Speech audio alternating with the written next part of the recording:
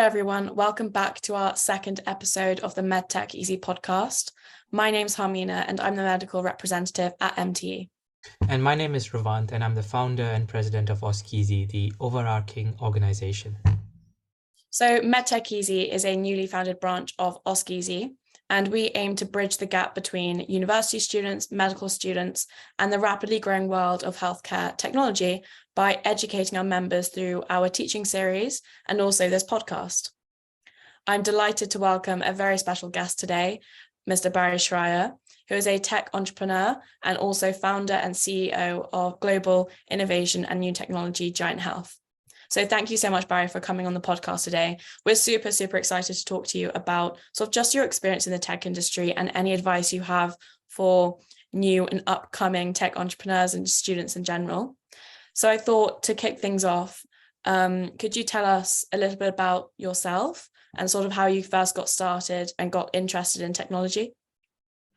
Yes, of course. So first of all, Harmina, thank you very much. And Ravant, it's a pleasure to be on your program. So thank you for the invitation. I'm grateful. And I certainly hope I'll be able to share experiences and information which are interesting and worthwhile for your community. I also just want to emphasize that if anybody in your community would ever like to reach out to me directly, I'd be delighted to speak with anybody and to provide whatever support I can with any questions they have and that type of thing. So yeah, to answer your question, I mean, I've been involved in technology for a while, and at the beginning of my career, I was involved in a number of management consulting businesses, and I was not involved in technology per se. And yet I always was a little bit kind of, in fact, skeptical about technology, because of course there's lots of examples where technology is really bad in terms of the UX, the user experience. A simple example that everybody loves to joke about is the fact that often a television remote control will have like 72 buttons on it. And most people have no idea what 68 of those buttons are. And so there's a, simple example of, who designed that technology and why was it designed with very, very limited user experience input from the actual people who are using that technology directly. I remember having very, very expensive business cars early on in my career provided to me by my employer. And there'd be buttons on the dashboard of a very expensive new business car, which just didn't make any sense. I had no idea what these buttons are. And of course, a famous thing about technology is, well, look, if you have to go to the user's manual to understand what that technology is or how to use that thing, then the design has failed, hasn't it? So to be honest, early in my career, I was actually not very interested in technology because so much of it seemed really silly and inappropriate and badly designed. However, I was then actually invited by a friend to rescue a failing business here in England that was an early technology innovation company at the dawn of the internet back at the end of the 1990s. And it was a business developing technology platforms and software applications and web businesses. And I then kind of caught the bug, so to speak. And I did realize that what I'm sure everyone else other than me knew already, which is that, technology is unbelievably powerful and capable and can be a force for good, especially in the healthcare sector. So from then on, I guess the majority of my career has been directly involved in technology. I see. Thank you so much, Barry, for just a bit of synopsis on how you got into technology itself. So particularly, let's get to the more interesting bits now, which is how you found Liberty Electric cars initially and how you established your career first, and then we'll talk about your diversification into the health tech landscape. So particularly, I was doing a bit of research and I noticed that you have an MSc in philosophy from LSE, London School of Economics, and a BA in politics from Middlesbrough College in Vermont, the United States. And so I assumed that it was less of a scientific background that you grew up or you took on at that stage. And so how would you say that you grew, scaled, and patented the zero emissions technology with Liberty Electric cars with a with like, unless you'd like to correct me, but with a lesser scientific background, and is it necessary for these companies and organizations to have this sort of unique selling point itself to turn profitable? Yes, thank you. I'm not sure if that was 4 or 5 questions, but I'm very happy to work on addressing the ones I can remember. So to begin with, I launched a wireless telecoms business before I launched the Liberty Electric Cars group of companies. And that was at the dawn of the light license radio spectrum era, when a lot of spectrum had not been licensed here in the UK. Radio spectrum had not been licensed for commercialization, but it looked like there was extremely strong commercial opportunities to piggyback off of the light licensing scheme. So I launched a business that commercialized Wi-Fi radio technology before the Wi-Fi radio if you will, ecosystem had been developed, before it was actually licensed for commercial use. And so I think one of the things I like to do is I just like to think about the future. And there's that famous quote by Steve Jobs from Apple, referring to another famous American hockey coach, Wayne Gretzky, who said, "I like to skate to where the puck is going." In other words, you know, the view of the future and trying to steer activity to meet future interest as opposed to current interest is something which is particularly interesting to me.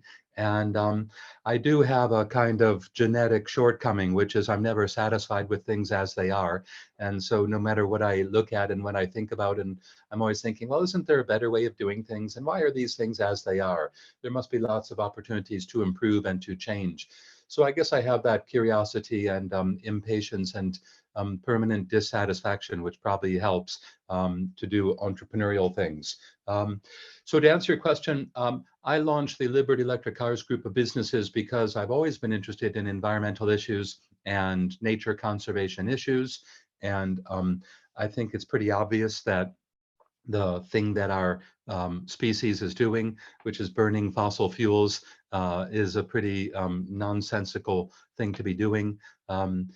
Of course, there's global warming and issues relating to climate change, and there's general consensus that things like global warming seem to be real, and things like climate change seem to be real, and that they seem to be connected to things like human activity, like burning fossil fuels.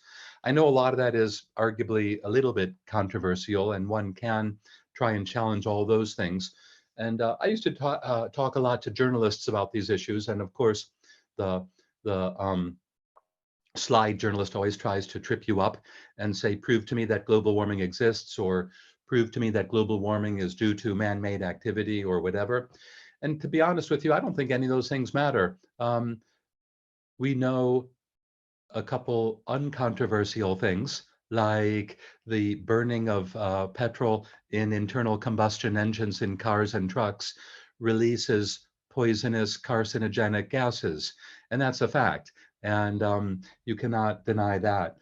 So you can, as a certainty, say that it's not healthy or full of common sense to be driving cars and trucks that are burning petrol in cities, filling everyone's lungs with carcinogenic poisons.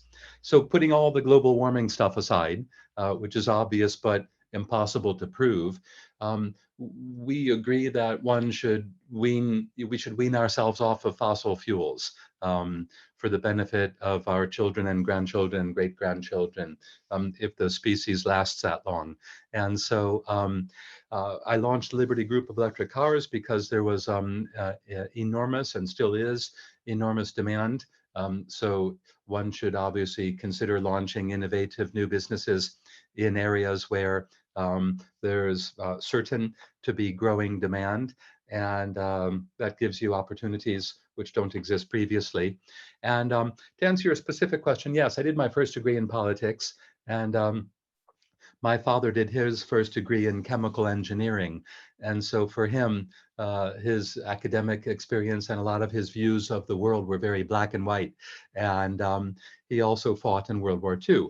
which as an American probably led you to think of the concepts of good and evil in fairly clear pictures of black and white, and a fairly clear evil, which was worthy of defending yourself against. So he laughed at me when I did my first degree in politics, because he said, well, that's a really silly, useless subject. Him having done chemical engineering with a very clear, career opportunities coming out of that.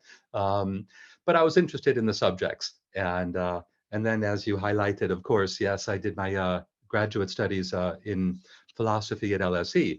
And my father used to laugh with me about that, because he said, well, I can't believe it, but you actually found a subject which is more useless than the subject of politics you did your first degree in to do your graduate studies.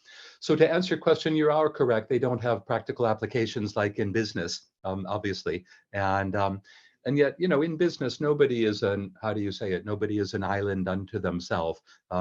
Even the world's most famous business leaders have not launched and created and grown those businesses on their own, however incredibly talented and clever they are. And I'm certainly nowhere near as capable or talented as most business leaders.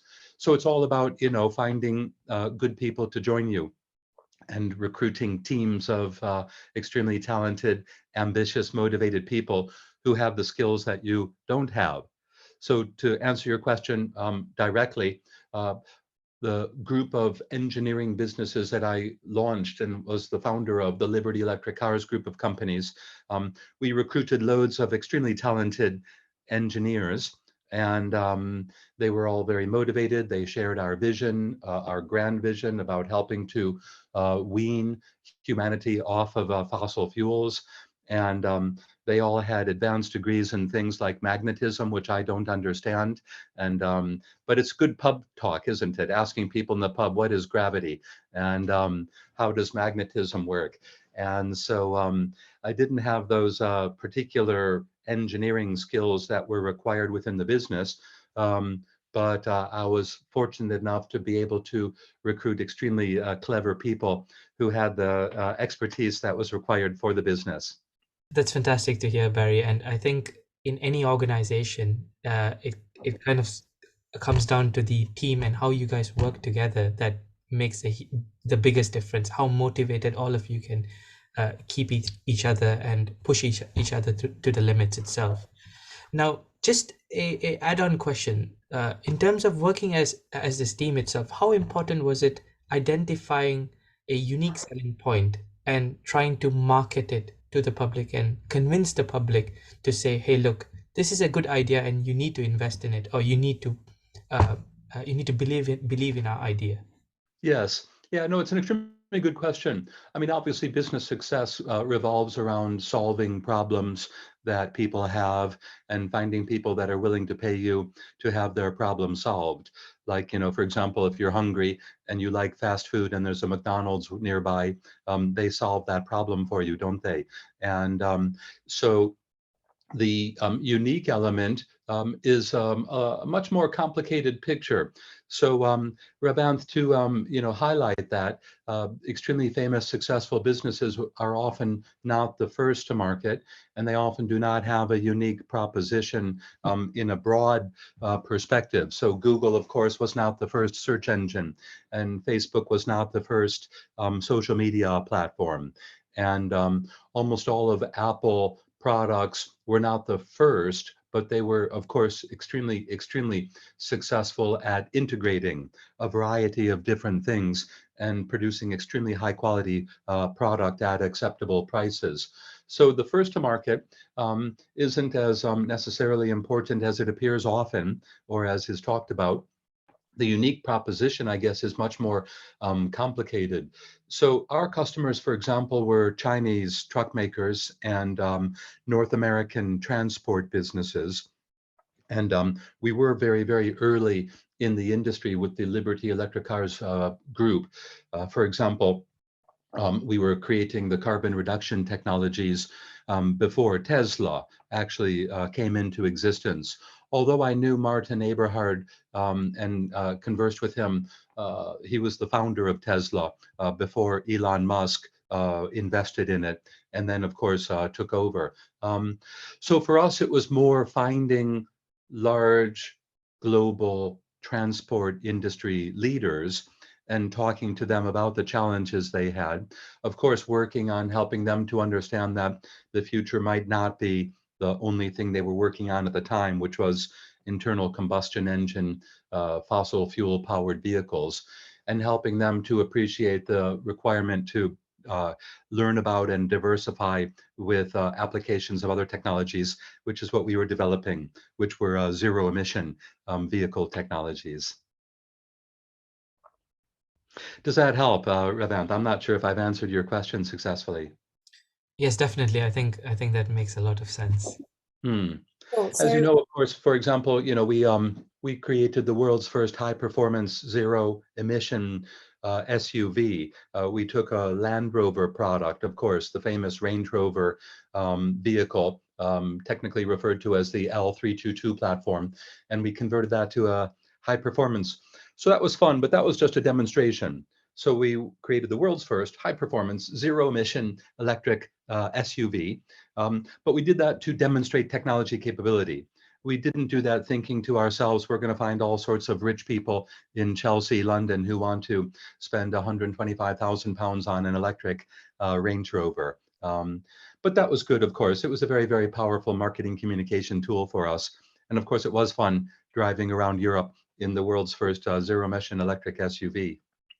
That sounds fun. I guess my question is more about sort of health tech and Giant. Sure. So at what point did you transition into the health tech industry and go about creating Giant and finding the idea and the gaps within the market for that? Yes. Yeah, thank you, Harmina. And it's a good question. So I just had a very strong personal experience, which was that when I sold the Liberty Electric Cars group of companies, that was a big exit. I had the 5 engineering businesses across Europe, which we sold, and the kind of a typical big entrepreneurial exit.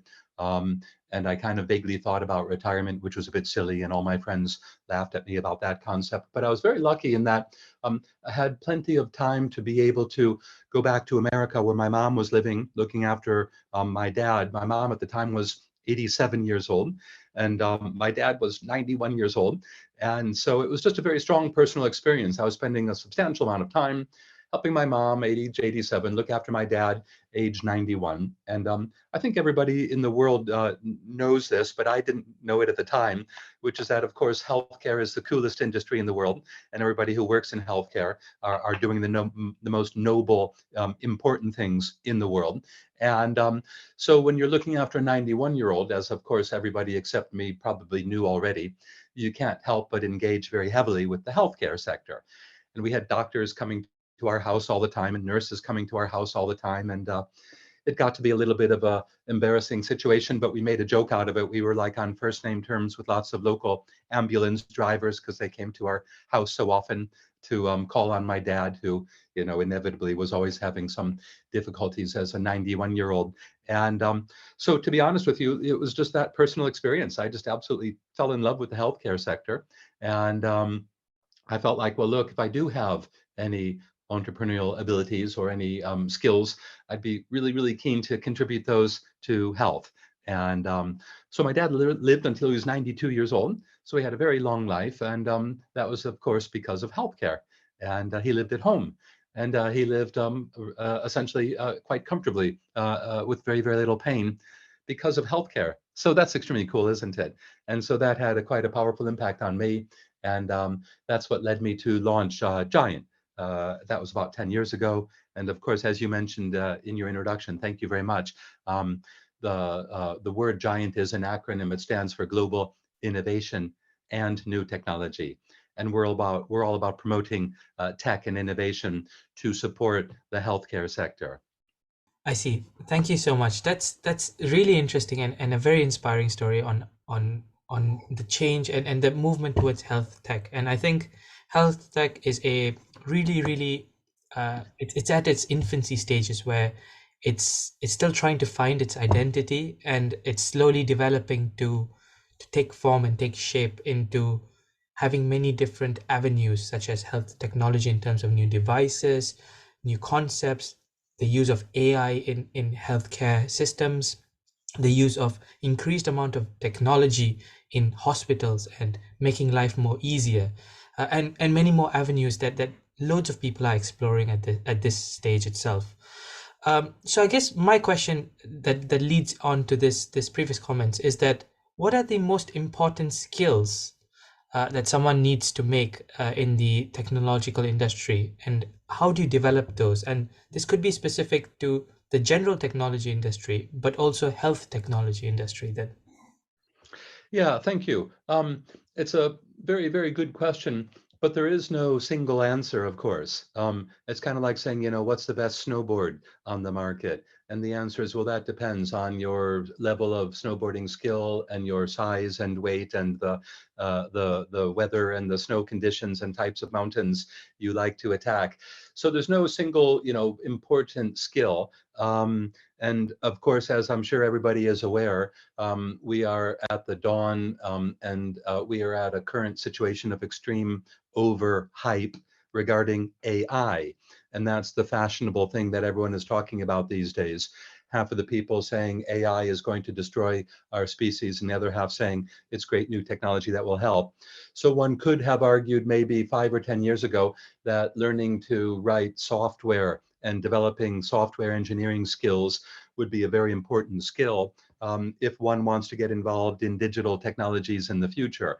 And of course, 5 years ago, if you graduated and got a job at Google or Facebook as a software engineer, you'd be probably earning more than everybody else who graduated from uni as a lawyer or a banker or an accountant and that type of thing.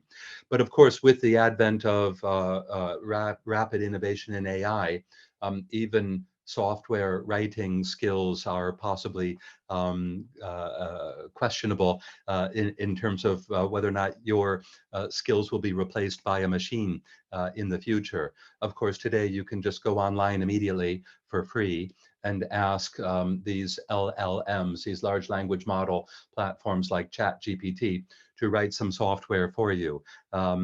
So there isn't any specific skill, is there?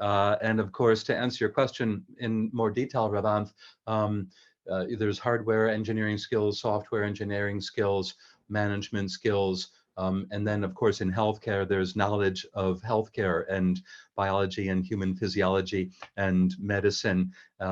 So all the businesses that are successful in these areas have to collect teams of people that have a very, very wide array of skills. And then, of course, within the world of a business, it's the same as within the world of health. You have people with practical skills, and then you also have people who are required to have managerial skills to put teams together that are able to operate efficiently. And so I think I understand your question, but I'm not sure if I'm able to answer it very well. I see. And that makes sense because it's hard to pinpoint one particular skill or one particular skill set that a person requires. They need to be multifaceted when it comes to any profession, to be completely honest with you. But Yeah, that's yeah, particularly with I think business. so.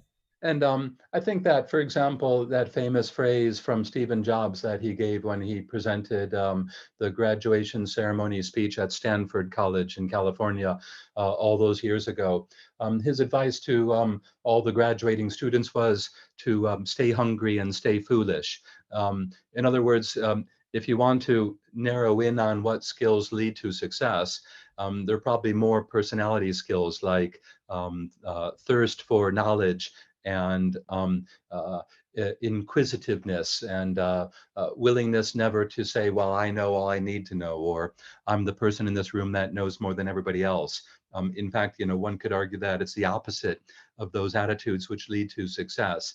So yes, obviously the skills are needed. And you're intercalating in neuroscience, is that right? And there's quite a wide range of things that need to be learned to develop skills in that area. And in fact, I suppose the road is never ending forever regarding what could be learned in the realm of neuroscience. But at the same time, lots of other additional skills would be required even to have career success in, for example, academic realms within neuroscience. Yes, That, yeah, again, every subdomain remains very broad and very hard to understand, but at the same time you need to go on the path to understand what skills are required.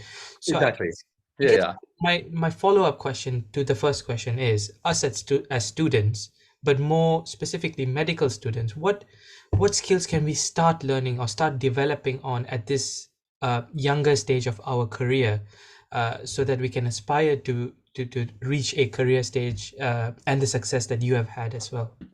Oh, well, thank you. I mean, I'm not convinced that I've necessarily had levels of success that people should aspire to, but it's very generous of you. Thank you. I mean, obviously, my career has been as a tech entrepreneur, and I've had successful large international exits. But of course, that's quite different from practicing medicine. Um, Often, there's all sorts of talk about, AI, machine learning, and robots, and blah blah blah, replacing doctors. That was a big, topic that became quite fashionable years ago. And I think correctly that topic is dying down because no one can correctly see an end to the need for doctors and nurses and things like that. I'm sure that, the GP practice and the hospital and the community care environment 20 years from now might be different from what you see right now. And we know that, for example, hospitals were invented more 100 years ago for acute episodic issues than they were for the big chronic conditions that society is faced with right now. And hospitals, in fact, should not be care homes for the elderly, even though often they are.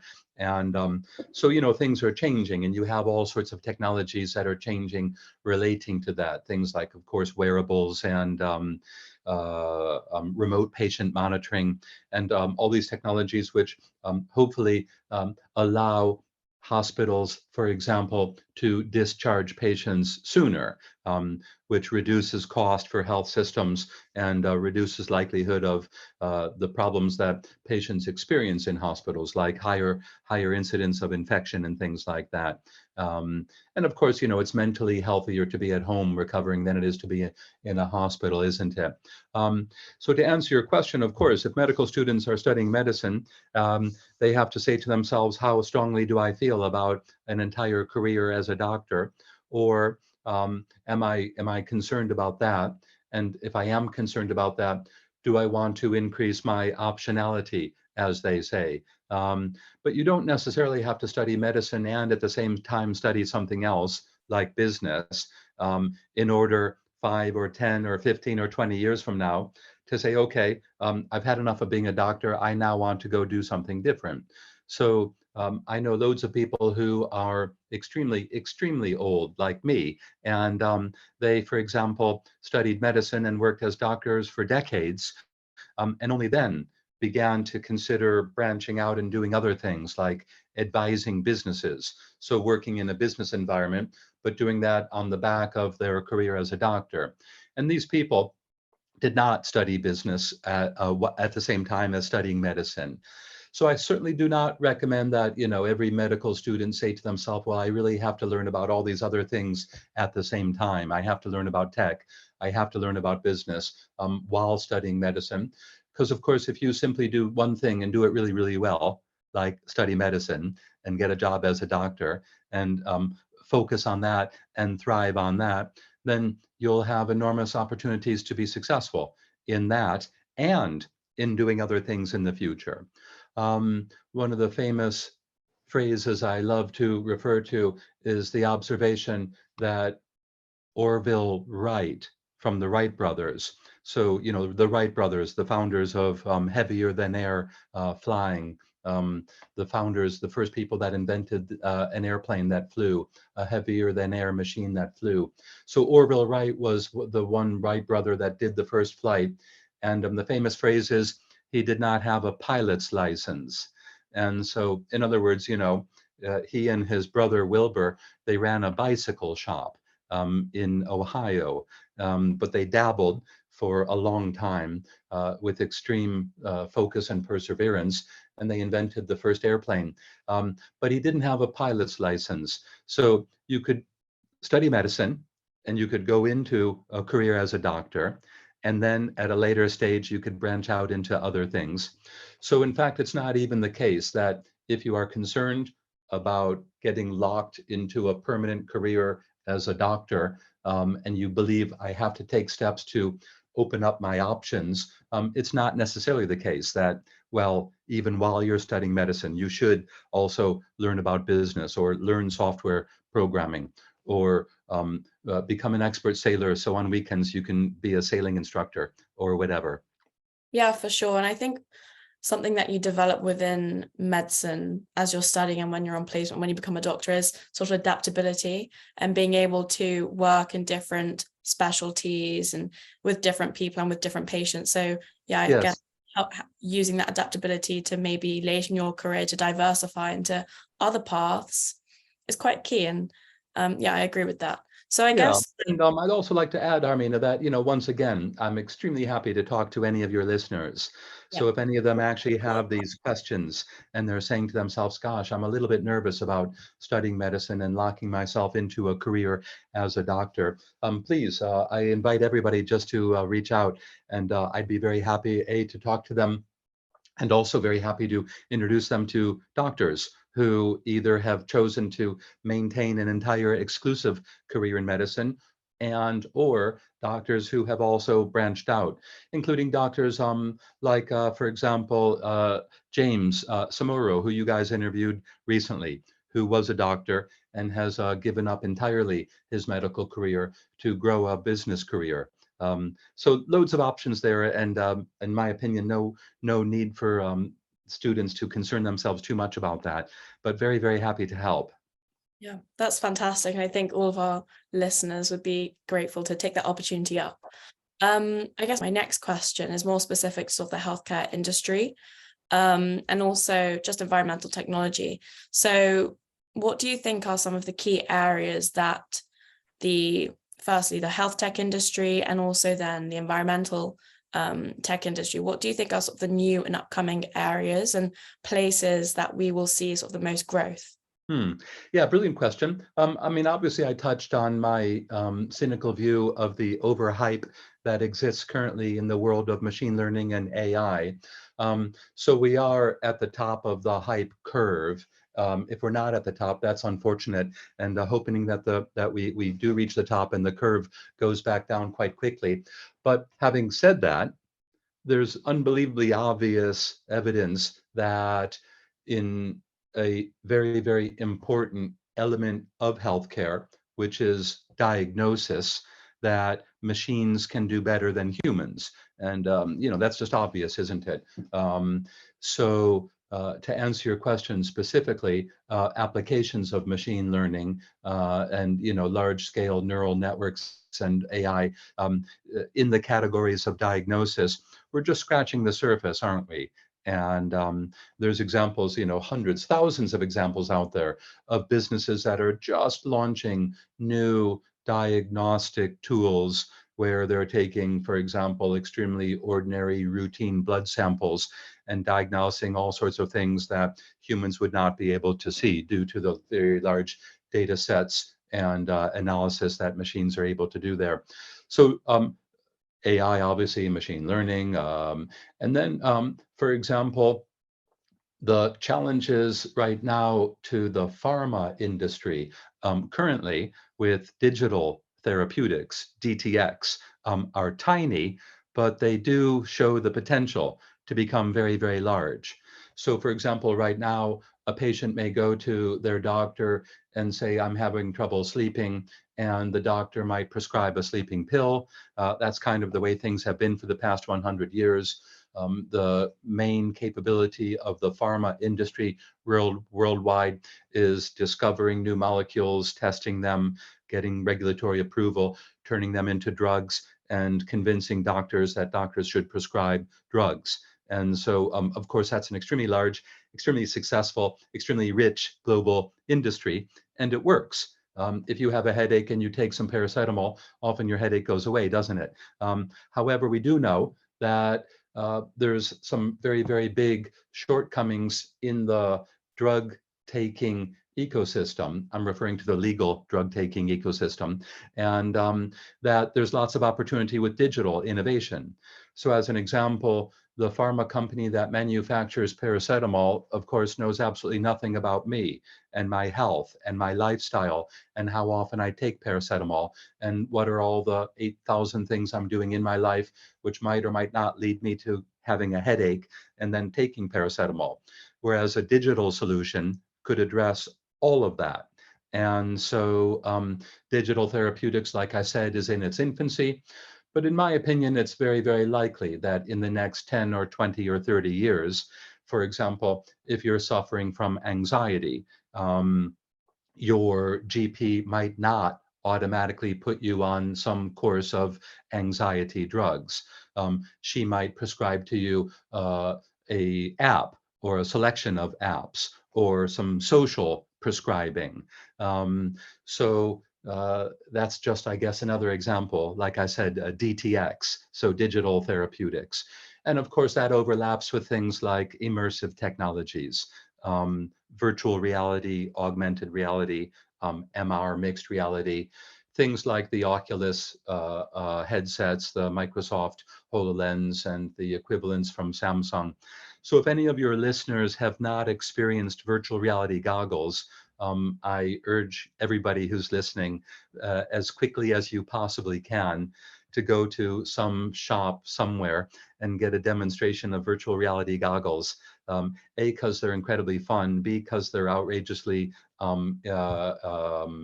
effective. And of course, that's why the chief technology officer, I can't remember his name at Facebook. Well, the very first time he put on VR goggles and the demonstration was standing on the edge of a cliff. So he's standing in his office in a very, very known, comfortable environment. And he put the virtual reality goggles on, which were showcasing a image of standing at the edge of a cliff, looking over the edge of the cliff. And he said that his heart started racing and he got very sweaty and felt extremely uncomfortable instantly. And of course, that's an extremely obvious example that I think everybody who has experienced virtual reality is aware of. And that's why, of course, Facebook paid $3 billion on the spot for the Oculus technology years ago. So yeah, just more examples of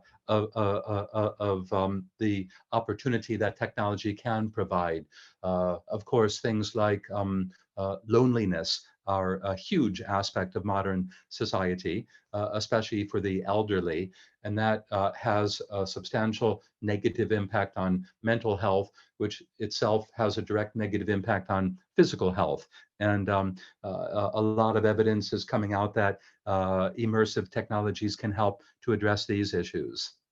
Yeah, for sure. And I think those are quite topical as well. I think we've all seen and heard of lots of different companies using AI or some sort of virtual reality in their sort of products. And I guess, what do you think the key areas within environmental sort of technology are? Obviously, it's very topical at the moment with climate change and all the issues surrounding that. So I assume you probably think there's a lot of areas and a lot of work that can be done in that area. Yeah, 100%. And an awful lot of them aren't so well recognized. So not criticizing the healthcare industry, but the healthcare industry is an enormous polluter. And the carbon footprint of the healthcare industry is extremely large. And again, that's not criticizing the healthcare industry. I'm making an observation. So if you're concerned about issues of sustainability and issues of environmental protection, then the healthcare industry is a very, very important sector to get involved in. And so we have an entire one-day conference at the Giant Health event this year, all about net zero and sustainability. And there's a lot of, like I said, less obvious issues here.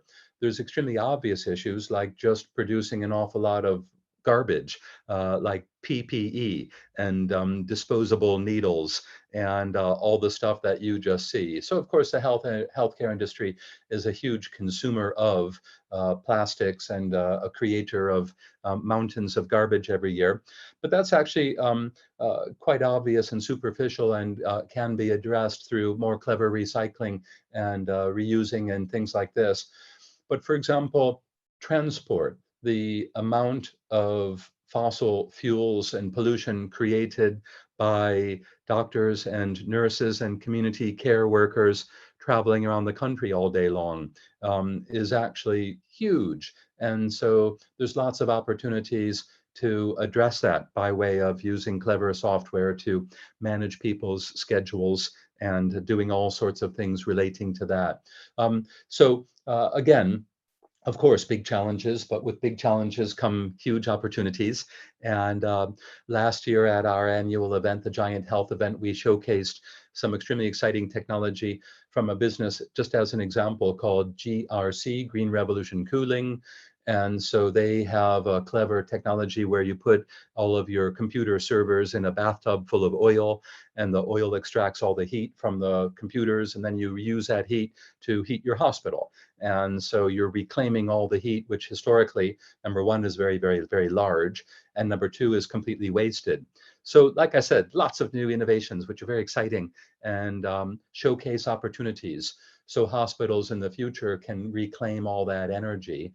They can build computer server farms in the basements of their hospitals and reclaim all that energy, which is needed for the vast growing requirements of computation from data, and reclaim that energy to heat the hospital and therefore reduce their fuel bill. So lots of kind of virtuous circular opportunities there.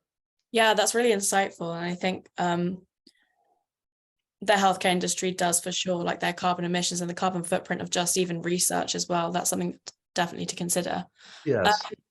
On just the environmental aspect of things, I think you brought about a good point about how research kind of has a lot of generation of these pollutants and these non-recyclable materials. And as a matter of fact, I attended a talk by one of the boards of eco-friendly healthcare in one of the Royal Colleges, and he mentioned that the way that the landscape of research is swinging is that now in grants they actually look forward to net neutral or eco-friendly sections of proposals itself, which shows a huge shift in even the research healthcare community when it comes to using number one, technology to better Yes. their footprints. I guess we'd also really like your advice on how individuals can scale their idea or their business. And it'd be great to hear steps you took to not only come up with your ideas, but then scale those and make them into fully profitable businesses. So with like Liberty Electric Cars. So there's lots of answers to that, but the most important thing I'd like to emphasize to anybody is this concept I touched on earlier, which is to make sure that you don't work in a bubble and that you don't consider yourself to be an island in yourself.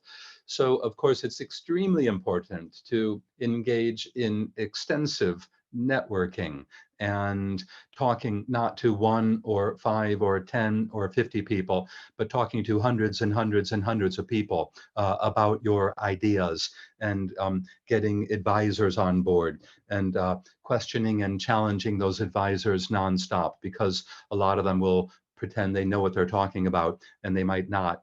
And of course, if you are genuine about launching a business, there are a very wide range of extremely good books that you can read. And examples are, for example, the Lean Startup by Eric Ries, one of the best books in the world, which is uncontroversially recognized as a good book for startups. Another book called Getting to Plan B. And so if you want to actually launch a business, you have to test your ideas and find out if people will pay you to solve their problems. And so a business idea is not a business, it's an idea. A business is an organization that makes stuff and people pay that business to buy stuff. And the only thing businesses sell are either products or services. And so your business has to either make a product or a service that people want to pay for, and people will only pay you for your product or your service if you're solving a problem of theirs. Like I said earlier, if you're hungry and you like fast food and there's a McDonald's nearby, then your problem is solved by that business. And as an entrepreneur, I have experienced, and of course, running Giant as an international healthcare community. We're about 322,000 people now. Giant serves everybody whose business is healthcare, technology, and innovation. And hundreds of people write to me every month saying, I've got a business idea. Here's my business plan. And what is necessary for everybody would be to refine that plan in a basic, if you will, framework, like, for example, following the lean startup methodology, or following the business model canvas methodology. So if anybody does have a business idea, they have to start by putting it all down on a single piece of paper in a particular framework, which is called the business model canvas, which you can immediately find on the internet. And so that's a necessary start. And I encourage everybody to take those first steps, rather than, for example, I know loads of people who have thought they had a good business idea and quit their job and spent years and spent tons of money making something, and then discovering no one wanted to buy the thing they made, which is not really the right way to do it.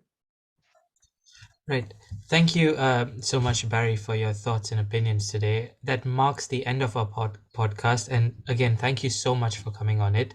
I think the conversation has been incredibly insightful and certainly opened our eyes to the ins and outs of medical technology, healthcare technology, technology in general, business, scaling a business, and many more than we previously knew. So to all our viewers now, thank you everyone for listening in, and we hope you enjoyed this podcast.